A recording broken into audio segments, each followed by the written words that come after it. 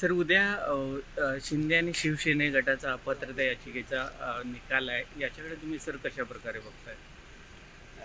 सुनावणी पूर्ण झालेली आहे आणि रिझर्व्ह ऑर्डर होती मॅटर या संदर्भातली आता जी उरलेली कारवाई करायची होती ती पूर्ण करून उद्या निकाल द्यायचा प्रयत्न आमचा आहे.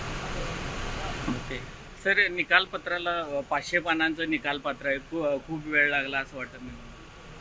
नाही, निकाल देण्यासाठी जवळजवळ 34 पिटिशन्स होते. त्यानंतर बरेच जवळ 2.25 लाख पानांना प्रोड्यूस करायचं होतं.